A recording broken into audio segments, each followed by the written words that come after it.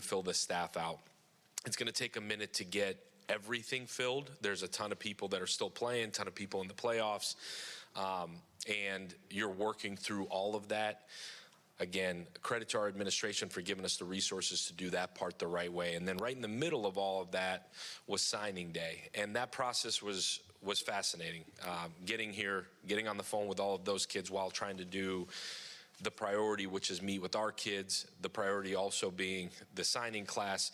And what we did was we tried to go after the very best players, tried to build as fast relationships as possible. It's helped with having some retention in terms of the on-the-field staff to be able to go finish that. There's a couple of guys that were committed to us at the previous place that we knew were big-time players that if this was to happen that we would want. And just so happened to be that a couple of those guys are local. As we spent time in this state recruiting really heavily over the last couple of years, it worked out that those guys wanted to be a part of it. We felt like they could help us as we lay a foundation for the future of the program. So really excited about how that finished up.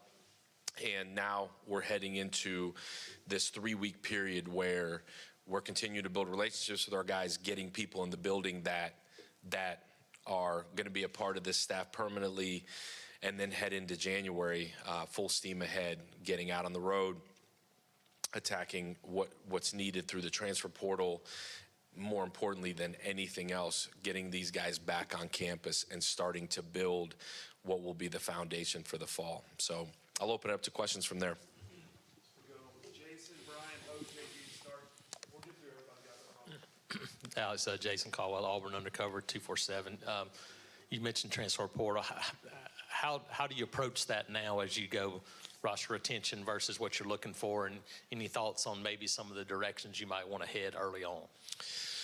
Yeah, Jason, so priority again would be the retention of the guys that you feel like fit, the guys that you feel like can help, and ultimately guys that want to be here.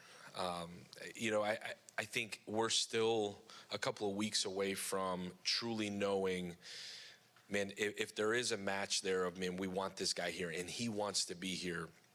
We're trying to get to that decision as fast as we possibly can to know, man, is there a hole there or is there not? We're a couple weeks away from that. The intent for me coming in, and I said this a week ago, is not to run guys out of here, but to make sure that we find the guys that, again, want to be here, we want them here, and that match can happen, then you don't have a hole. It varies with every situation is absolutely different. It's the depth in the room. Has the young man played or not? Are you retaining him off of potential? Are they wanting to stay off of giving us a chance? Like, each spot is completely different. So to say how we're totally attacking the portal today, I could give you some thoughts that I would probably want to keep private, and that those thoughts will drastically change in the next 3 weeks. Our intention is always going to be moving forward to recruit high school kids, develop them, and honestly develop them better than anybody in the country, and have these guys here for 3, 4, 5 years. The expectation from me, as well as our fan base, as well as this administration, is to have the very best football team you can this fall as well. So those got to meet in the middle somewhere. I think the way we attack it in our process, from pre-portal to what the portal will look like to the recruiting of those young men, like that part, those processes are established. In terms of who we're actually going after and where are the positions in need, some are glaring. Like, you could tell me some of those, right? Like, those are pretty simple. But then there's some where it's totally going to determine, what's going to determine it is who's staying, who's not. And so that's why it'll change. But there's a couple that you and I both could sit there and be like, man, like, you need some help. Matter of fact, I've gotten a lot of calls about that. But I can sit and look at it and say, I've tried to come in with genuinely, without passing judgment, until I was able to truly evaluate the roster, watch the film. What's awesome coming in is you've got practice film. Like, you could see the progression of these guys. And I'm counting on, honestly, my own evaluation in a lot of ways, but I'm counting on our staff too to sit here and dig and do this research. I think this calendar, the way it is right now, although crazy in a lot of ways, is an advantage to a staff coming in because you do have time before January when it actually opens up. Alex, Brian Matthews on 3 Rivals. When you talk about roster building, laying your foundation, do you want to go out there recruiting-wise and compete with the top teams, the SEC and Big Ten, for top 10 type classes, and then sort of supplement through the portal? Or do you have a different sort of plan with the way you build that roster? Yeah, to me, it starts with the high school guys. And I know I've said that already. This is a place where you should be able to recruit elite high-level talent, elite high-level people, and develop them all the way through. That expectation's also got to meet the expectation of, in order to be able to do that, you've got to have proof of concept and have something to recruit to.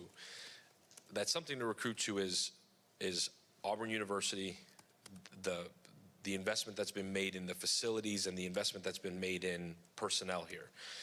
But on the flip side of that, you want to show proof of concept of what you're going to do from a football side. There's obviously some with me coming from a situation where we could say, man, like, this is what we are offensively. There's proof of concept here defensively with DJ and what he's been able to build and do.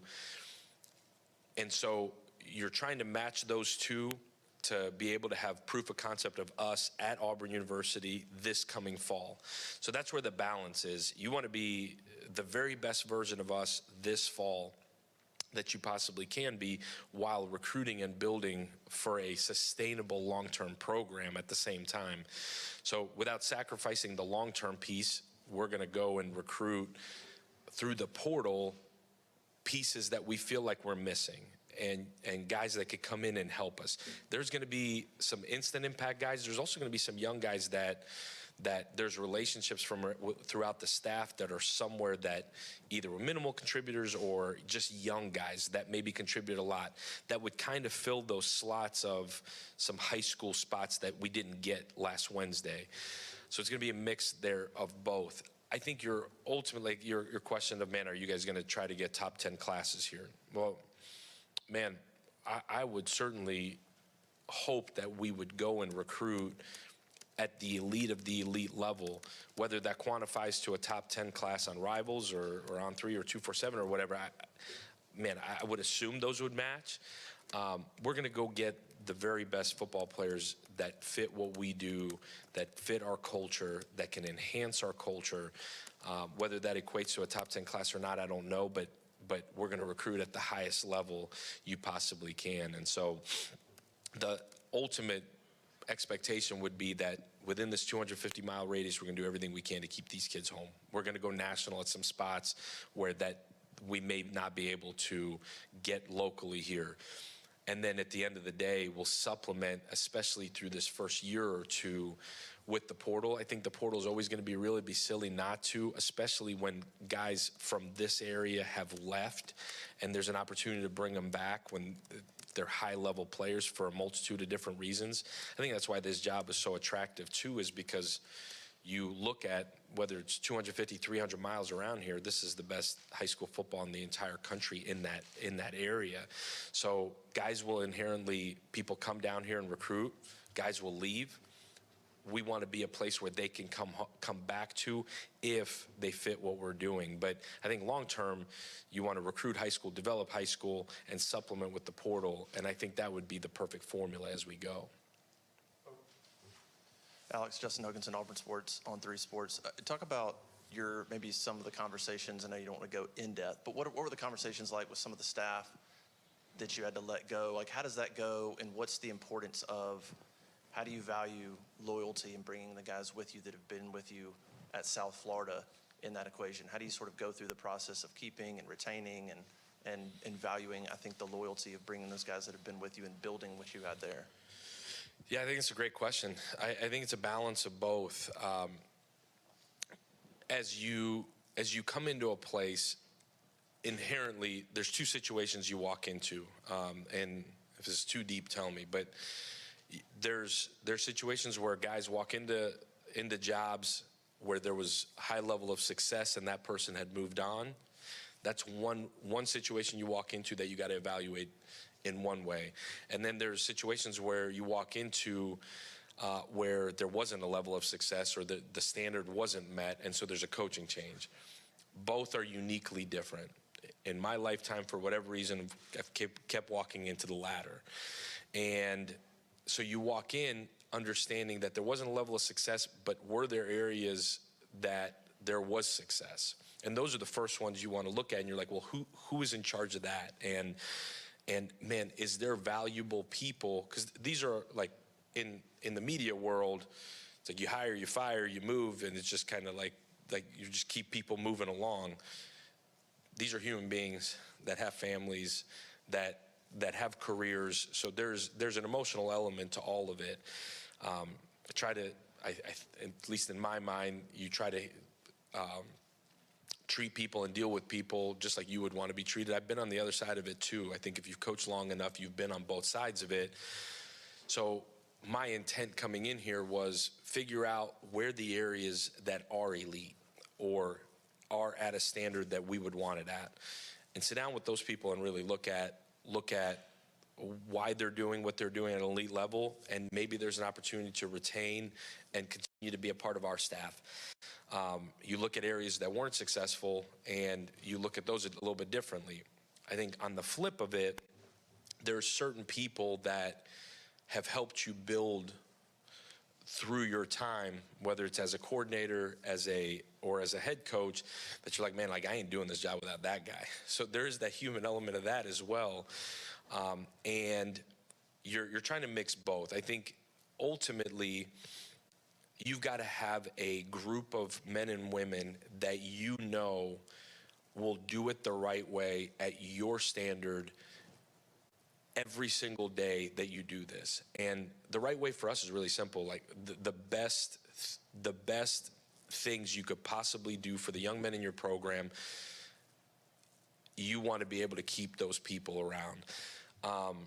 They've given us full reign to do whatever we got to do to build it from the ground up. There is some high-level people here that have been here, that have answers to a lot of questions that I've sat down with and said, man, like, I got to feel you out. I'm not really quick to trust either. And I also understand the magnitude of what this job is. I also understand the magnitude of the expectations here. And I also understand that you get one shot at this.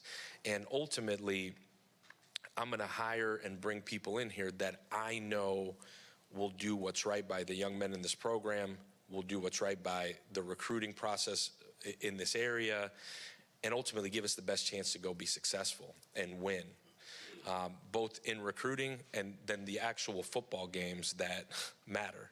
And so it's a huge mix. The loyalty to me, and I told our staff before I left at South Florida, the reason why we're getting this opportunity is because of them.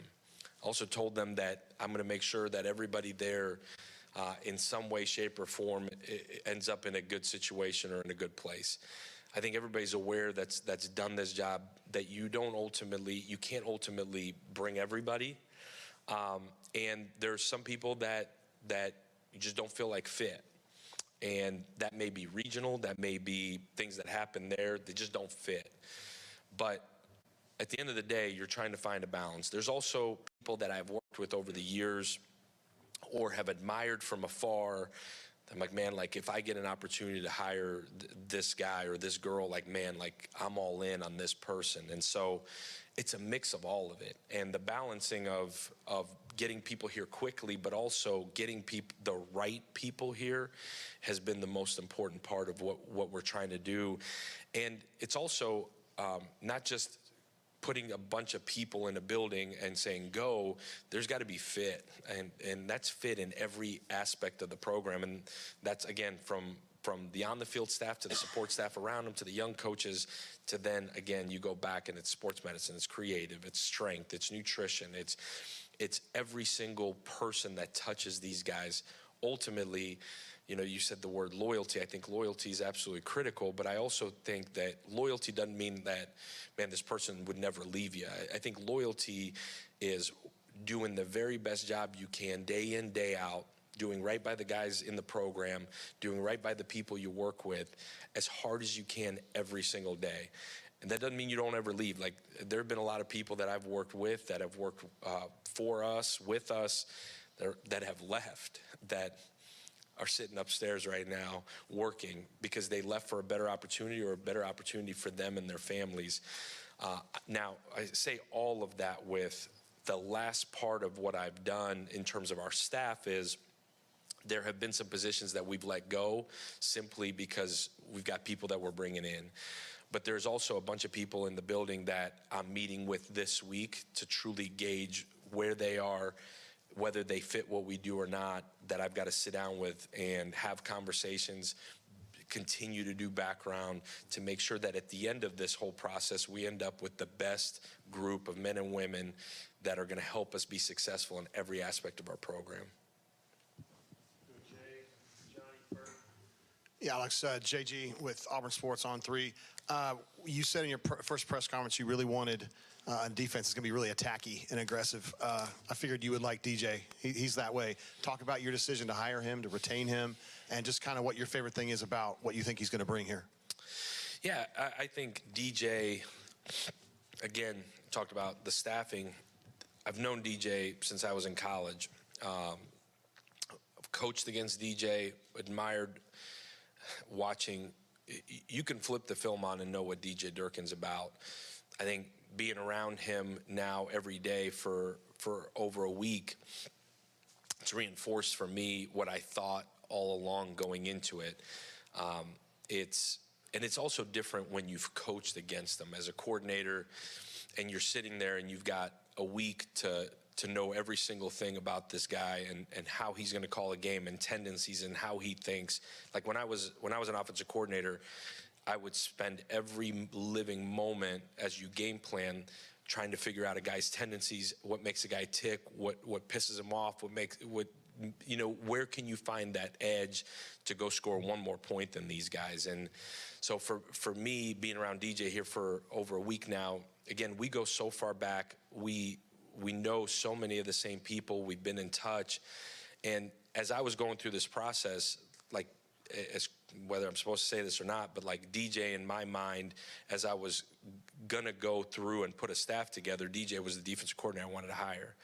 And so for me, how fortunate I think I am to be able to get a veteran guy that's, in my opinion, the best in the country right now, with experience in this conference, playing these same teams that we're gonna play. And as you sit and talk to these guys that have played here for him defensively, like, the sentiment is all the same: organized, thorough, detailed, incredible motivator, and above all of that, just a really good human being that cares about the young guys in the program. Because I think sometimes that gets lost too. It's like these guys are still young men that need mentors, that need guided, that want to be cared about, that want to be told the truth. Like, all of those things are critically important to me, are critically important to DJ. And we continue to have conversations throughout every single day of personnel, scheme, practice planning, calendars. Like, DJ's so eager to get going because I think there's like this breath of fresh air for him as well. But to answer your question, that decision's really easy, because I do truly believe that that's one of the best football minds in the country. I truly believe that's one of the best, not just defensive coordinators in the country, but one of the best football coaches.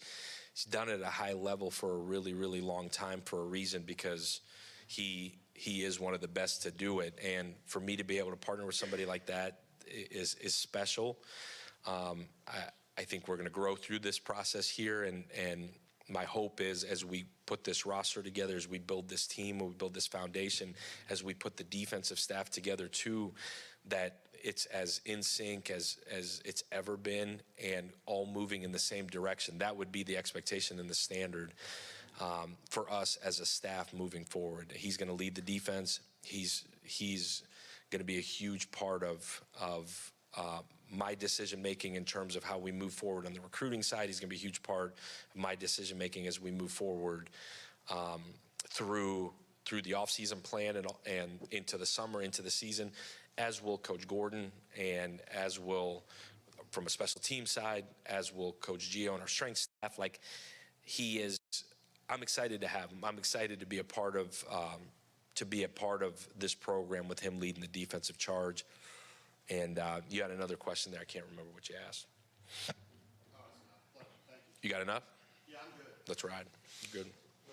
Johnny, you might defer. Give me some hands in here. We'll get this. Hey, Alex. Johnny Condon, ABC 3340 Sports in Birmingham, back here. It was reported that Auburn turned down a bowl bid. I'm just interested if you can confirm that, and what was kind of the thought process behind not playing in a bowl game? Yeah, Johnny, I think if it all had happened a week ago and our guys were all here, the staff that was previously here was still here intact for the most part, I think that would have been realistic. I think you go through the week, and when that question was posed to us, there's multiple things that go into it. One, there's so much staff turnover that it would be hard to truly be able to put it all together and be competitive where you have a chance to go win a football game. If you're going to go play a game, you're going to go win the game. I think the other part of it is our guys, there's so many of them that are done with finals that were able to get out and go home and be with their families for a little while here. So to be able to get everybody back together, figure out who the heck is going to coach them, how you would actually do that, the timing of it all was just not practical. It just wasn't realistic. I think, would you love to go play a game? Absolutely. Would you love to go compete and win a game? Absolutely. But the timing of it all, just not realistic. And John and I talked about it at length twice, to be able to get the guys back here, to be able to do what we have to do to go field a football team that can go win, with so many conversations happening right now about roster management and all of it combined with, I would tell you, about 75% of the guys aren't here. I think that would be really unrealistic and not fair to the kids more than anybody else. So it just didn't make any sense. Coach Michael Giddens, War Report, Auburn. Your AD's office has laid the groundwork for you to have the resources to go out and get players in the portal. With you bringing in Andrew Warsaw and Alex Fagan, can you talk about how you guys work together to decide where to put NIL dollars to build this next staff? And, you know, coaches around the country have said to get a top-level quarterback, for example, in the portal, you got to spend $1 million. What's your approach going to be to NIL and where to put dollars to build this next roster? Yeah, so Andrew coming in is huge for me. He's been in this league for a long time. He's got a unique background with being in the operations side, being in the front office side, being in the chief of staff world in terms of overseeing the entire staff from a structure standpoint. Huge resource for me, and this is now our third staff together. And as the NIL side has grown in terms of just relevance, importance, the fundraising that goes into some of that, he's grown with it. He's cutting edge. He's high level, intelligent, and he's also somebody that I trust dearly, and the staff that's been with him trusts dearly. I think that part is as critical as anything, is that you know that those two sides are working together. They have to. That general manager role is working in the same exact direction as the head coach, and then the coaches and the staff that work with them. In terms of the approach, it's a unified front in the sense that I'm using every resource we have here to make decisions. We've got a structure and I hate to use the word template. It's not really a template as much as a layout of where the funding within a roster should be. I think when you look at it, if you were to just start from scratch, it'd be really, really simple. If you were to start at ground zero, and also if you were drafting rather than recruiting, it would be really, really simple. It would look very similar to an NFL structure. When you walk into a situation like this, where there's obviously a roster, there's some high level players here, and then there's some guys that haven't played, and then there's everything in the middle. You're going to have to adjust to what the roster is and where guys are currently at, if for lack of a better term. So it's going to take a couple of years to get to what we feel like is the right structure for what it should look like. right now, the key emphasis is retention as well as recruiting. And so we're working hand in hand in both of those areas, the retention and the recruiting side. I think ultimately that relationship that Andrew has with me, with our staff, and as he's working so incredibly hard to build with everybody else that touches the program, from an administrative standpoint to the NIL efforts here, to obviously the rev share construction as it's been done by the administration, which our administration is as cutting edge and thorough in how they have built it. It's really fascinating. And then partnering with them to make sure that we're continuing to grow, we're continuing to build relationships, we're continuing to do everything in our power to be the most competitive in the country. Andrew's overseeing those efforts for me in a lot of ways, is my right hand in every aspect of that. I think what's really unique and what I think maybe hard to quantify or explain is when you've been around, because as much as these guys are getting paid as they should, they're still young men that are growing, developing, both as men, as football players, in every aspect of their life. They're still in college. They're still college kids in a huge way. It's hard in year one when a chunk of them don't know who you are. And so you're trying to explain a vision, trying to explain a plan for each of these guys. And at the same time, you know that a year from now, there's going to be a culture set and a program that they're going to feel like they're a part of. And the money piece is still going to be critically important, but not as important because they're going to be a part of something that they've helped build. So there's juggling a lot of it. At the same time, you're trying to make the best decisions, one decision at a time.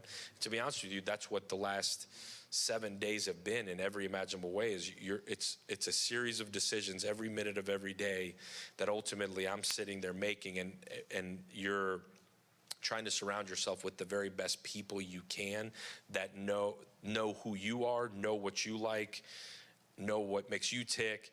And you asked about Alex Fagan. Well, Alex has been with me for so long, and he has grown into one of the best personnel guys that I've ever been around, that is also helping us make decisions from a scouting side, from an overseeing of a personnel standpoint. So as much as Andrew is the general manager and is helping in every imaginable way from a roster management standpoint, we've got a team. Alex is one of them, but we've got a team that we've brought.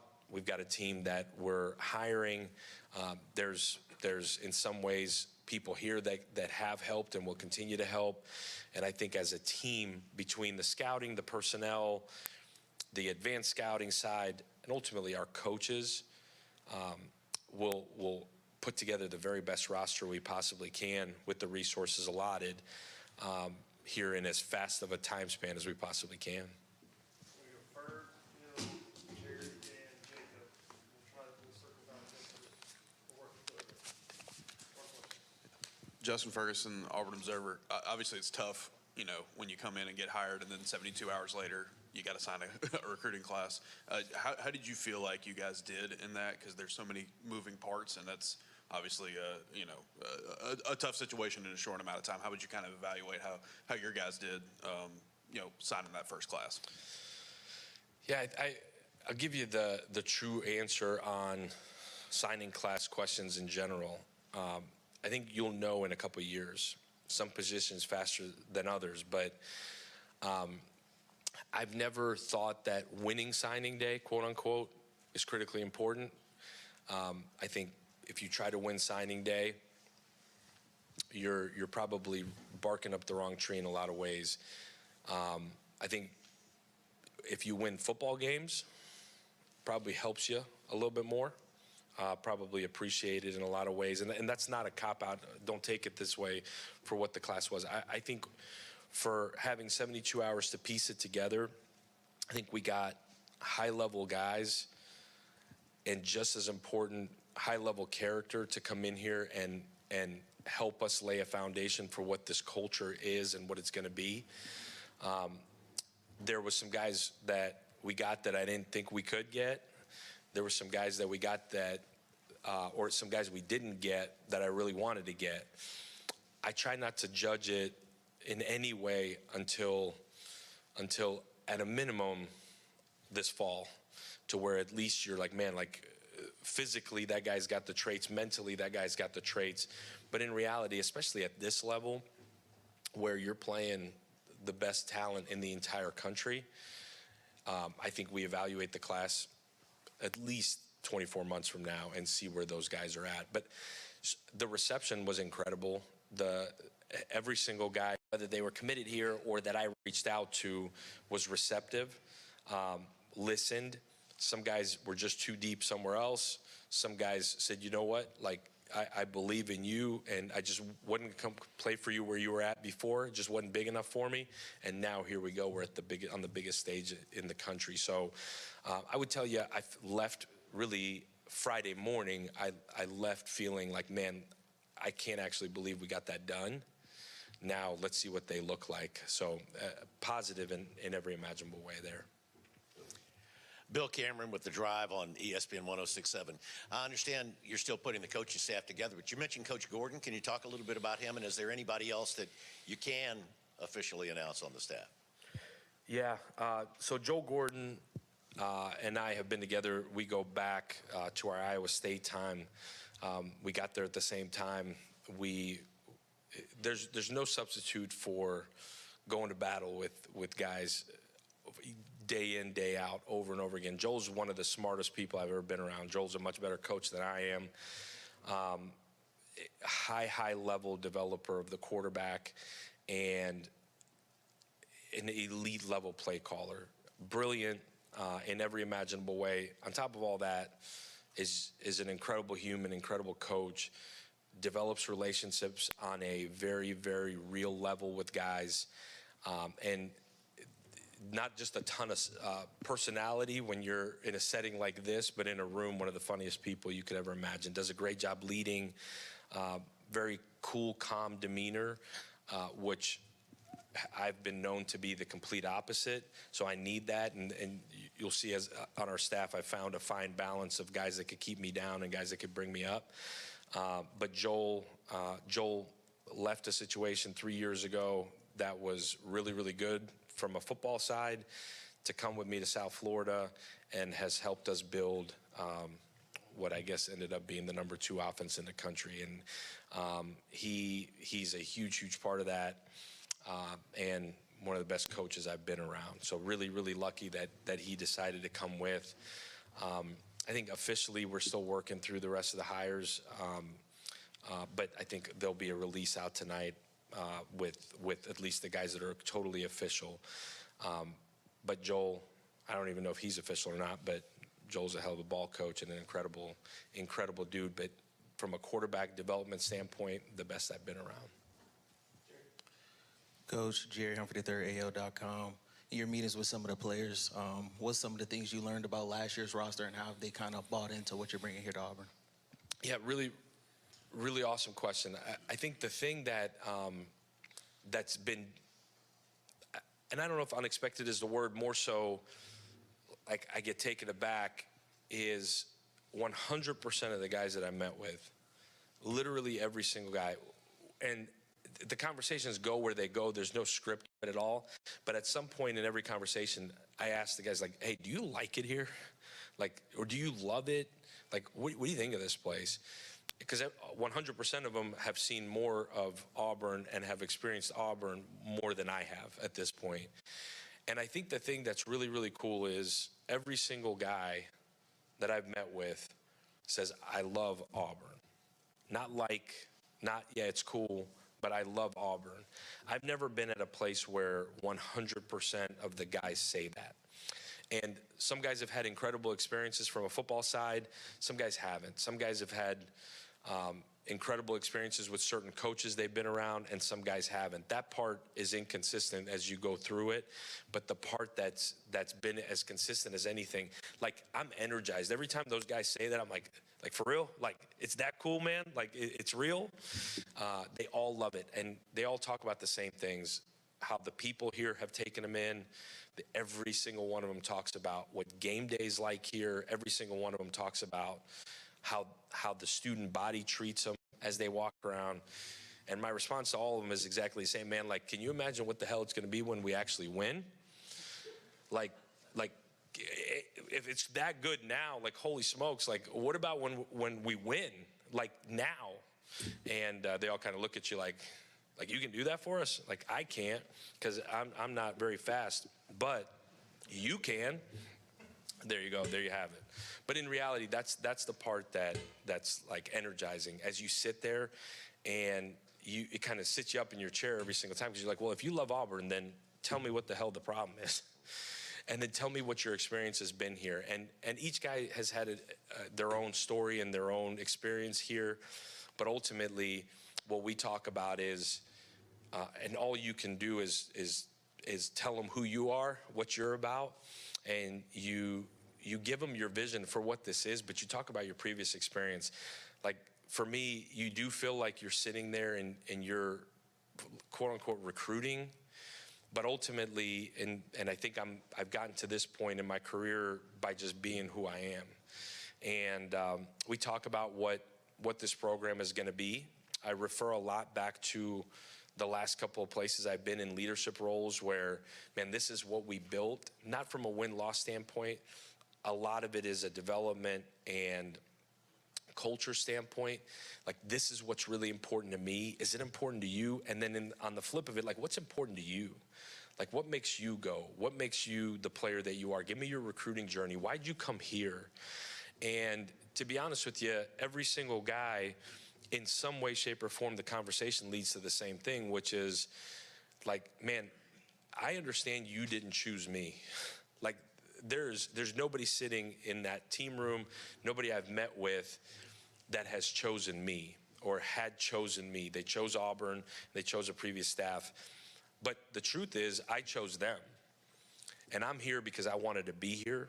And I'm here because I want to be a huge part of why we flip this thing to what people here expect it to be. And ultimately, some of those conversations are 15 minutes. Some have been an hour. Some have been at 6 in the morning. Some have sat there till 1 in the morning. Is what it is. But at the end of the day, I'm energized by the fact that every single one of them loves this place. And I'm telling you, I said it the other day in an interview, got one of my closest friends in this profession and really in life, Cody Burns. And I don't know if that one's official yet or not, but there's one for you. But KB, and I've known KB forever. KB and my wife are from the same hometown. Like, I've watched KB's career, and I've watched his career here, and then I had an opportunity to hire him. And I had an opportunity to hire him again. And then I had an opportunity to hire him again. And for as long as I've known KB, he continues to say, man, Auburn's special. Auburn's different. And I'll be honest with you, forever, like, man, like, that's your alma mater. It should be.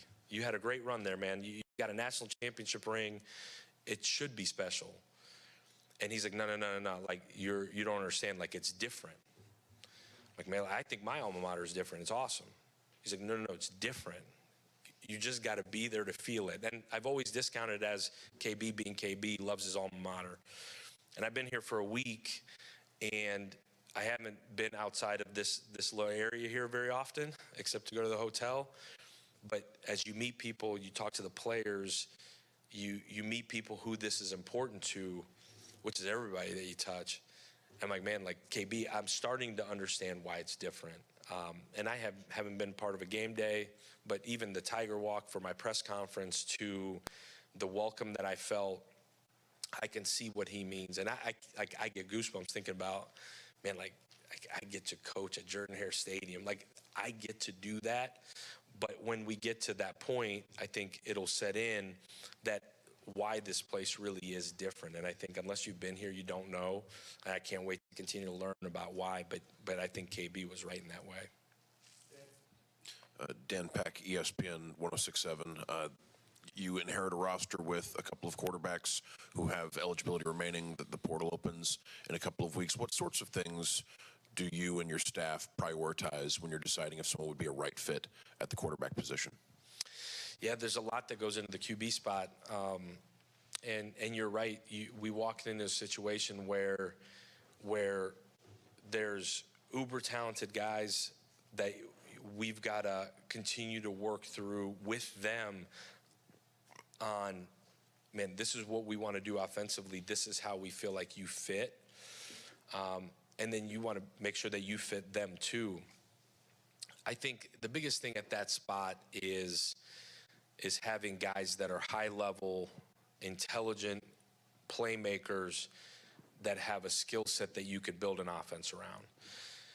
We have an offensive vision for what we want this to be, but I've said this before, we've evolved every single year based on what the quarterback's skill set is and what your personnel around him is. We're still working through every single guy that's here in terms of, that's still here, in terms of whether they're a fit, whether we're a fit for them. Like, that does take time. You think about quarterback recruiting, most of the time it takes a year, sometimes 2 years to get to a landing spot where a young man and his family feel like they're a fit for what you do. I think I've met with everyone that's here and have really grown to appreciate what each one brings to the table. They all have film, they've all played, and for us, I've said this a week ago, my intent is not to blow the room up at all. Quite the opposite. My intent is to have everybody here that wants to be here, because I think there's individually enough talent and enough potential and, in a lot of ways, enough production to say, man, like, we can go win at some point with you. The one thing I will say is it's a room full of really, really good dudes that want to get better, want to know what it's going to take. And then when we're done with, as fast as we can, this get to know phase, like, do we need to bring anybody else in? And the intent for us is to have a 1 and a 2 and a 3 that are as talented as imaginably possible, but also bought into what we're doing, also able to lead, also can functionally do it to give us the opportunity to go win games. Coach Jacob Goins, ESPN 106.7 and the Auburn Network. You just went in depth on quarterbacks, so we'll step away from that. But you talked about watching film on all the guys in different positions from practice and from games and such. Can you go in depth or at least tell us what positions you have taken note of that are going to be an advantage to you in terms of your recruiting and the guys who are here? Like, what positions stand out to you already with the talent on this roster? Yeah, I mean, pretty obvious to say, man, you watch the defense and there's depth, there is an attitude, there's an effort of guys flying around and making plays, opportunistic plays. There's an intent with what's going on that side of the ball. I probably would rather not get into individual positions on that part of it, but you could tell there's a culture. And there's scheme fits, there's an intent to go get the football back and get people off the field. There's talent all over the place there. They're graduated some guys that are going to get a chance to go play and continue to play as they should, and for hopefully a long time. There's a bunch of young guys that played defensively a year ago, and that's encouraging to see these young guys play on the biggest stage in some critical moments and make a bunch of plays. Some young guys that played that you could tell took their lumps that I'm excited to go to work with this spring. I think you look at offensively, there's a handful of guys up front that have graduated. There is skill at the wideout positions, and then everywhere else you feel like you've got a running back that was uber productive. There's just not much behind it in terms of what you can see on film, on game film. Now you flip on the practice film and you see a lot of promise. Now we're still going through the process of figuring out, man, what do the numbers truly need to be at each of these spots? There's also guys that are figuring out, I mean, like the truth is, and it's been highly covered, like there's guys trying to figure out, do they want to be a part of this? And some really important guys that are high level players. And so to say, man, this is what we got to go get would be unfair until we get to that point at the beginning of January that you're like, man, like there's true hole. But there's offensively, there is pieces all over the place. What we're in the middle of trying to figure out is where exactly do we need to fill more holes, and a lot of depth issues in terms of where do we need to create depth, and is it immediate depth, or is it, man, we could take a young guy here that can develop in a year or two, and ultimately then mold an offense around them. Special teams in the same breath, like the specialist situation, making sure that you've got exactly what you need to be able to go be elite. And I think ultimately, I know you keep hearing me say that word. I think the expectation for us, and I would imagine it is as we go here, like it's not, man, where can we be really good? It's where can we be elite? And how long will it take to get to that level where we're playing elite level defense, elite level offense, elite level special teams? And that's what we're going to try to get there as fast as we can. But we're continuing to plug through. And I think as we get our staff here totally, like for me, I have a hard time making a decision on a position without sitting there and talking to the guy that's going to coach it. I want his input. I have my own opinion, but I want his input. And that's everywhere across both sides of the ball, and really all three sides of the ball. Hey, Alex. Nathan King, Auburn Undercover. I know you just mentioned you want to get all your coaches in place, and that's not quite done yet, but retaining DJ Durkin on defense, do you think that can help with some of the roster retention on that side of the ball? Obviously, guys toward the end of last season talked so much about DJ and how much they enjoyed playing for him and how much they like playing for him. Do you think that can maybe help your efforts with some of that talent retention? Yeah, I would think so. I tried to keep that out of our decision-making process in general, but I would tell you the neat thing about DJ, it's not just the defensive side. For the time that he was the interim head coach, and I think even before that, these offensive guys that had a chance to play for him under his leadership absolutely love him. I think the genuine approach he took, and obviously I wasn't here, but hearing those guys talk about Coach Durkin, they certainly, as a whole, felt like, man, like this is a dude we can play for. This is a dude that is real, is honest, is working as hard as he wants us to work. So I would tell you, really on both sides, it's certainly a familiar face that they respect and trust. So 100% would help in the retention side of it.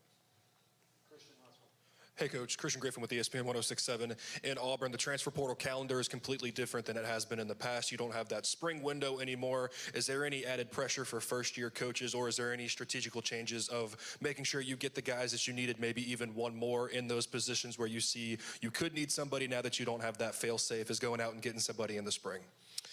That's an awesome question. There's no pressure at all, right? In my chair, this is a pressureless job, so no, I feel no pressure at all.